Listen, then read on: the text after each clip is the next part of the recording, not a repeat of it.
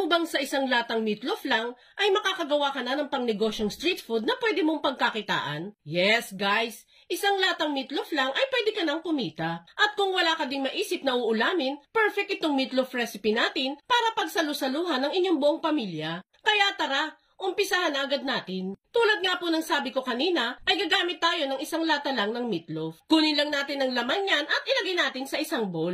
Guys, kahit ano naman pong brand ng meatloaf ang gamitin ninyo, ay pwedeng-pwede po dito sa ating recipe. Basta kung saan po kayo nasasarapan na brand, ayun po ang bilhin ninyo. Pwede din po dito yung beef loaf kung walang available na meatloaf. Durug-durugin lang muna natin yan hanggang sa wala nang matirang malalaking chunks dito. Then, saka ako dyan maglalagay ng isang pirasong itlog. Halu-haluin lang muna natin yan hanggang sa magmix ng maigi ang dalawang sangkap. Then, saka natin isusunod ang mga gulay. Maglalagay lang tayo dyan ng shredded carrots. Bali, 2 maliit na carrots po ang sinunod natin dyan.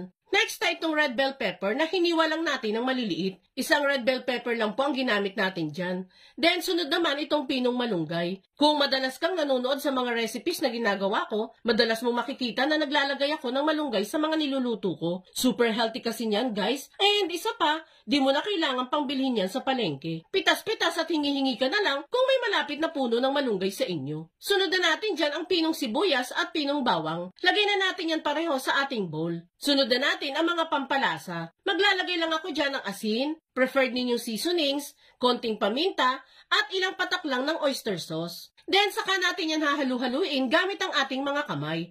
At once na mahalo-halo na nating maigi ang mga sangkap natin dito, ay eto na yung mixture natin. Amoy pa lang niyan, guys. Talaga namang matatakam ka na. Next naman gagawin natin dito is magbabalot na tayo sa ating molo wrapper. Meron lang tayong binili dyan na isang balot lang ng molo wrapper. Enough na po yan para sa ating ginawang mixture. Madali lang naman ang pagrarap nito sa molo wrapper. Bali, gumamit lang ako dyan ng sukatan ng mixture para pantay-pantay po ang amount ng mixture na mairarap natin. Binasa na din natin ang bawat gilid ng molo wrapper para mas dumikit ito mamaya. Then, saka ito i-wrap ng papiramid tulad ng ginagawa ko dito. Pero kung may ibang style naman po kayo ng pagrarap sa molo wrapper, yun po ang gawin ninyo. At kung nakaabot ka sa part ng video natin ito, it means na interesado ka sa meatloaf recipe na sinishare natin ngayon. At kung sakali pong magugustuhan mo ito, pwede po bang pusuan mo naman ang video natin at mag-iwan ka na din po ng comment na, I love this meatloaf recipe. Maraming salamat po. Yan na nga, guys. Nakatapos na tayong mag-wrap sa molo wrapper. Next thing na gagawin natin, syempre, is lulutuin na natin ito. Bali, lulutuin lang natin yan sa madaming mantika para po nakalubog ang mga lulutuin natin dito. Nakalagay na din po pala sa high heat ang apoy natin dyan, guys, para mas madali itong mag-brown. Once uminit na ang mantika, ay pwede nang ilagay dito ang mga na-wrap na meatloaf mixture. Lulutuin lang natin ito ng estimated 6 to 8 minutes dito sa mantika hanggang sa maging golden brown na ang mga ito. And once na maging golden brown na,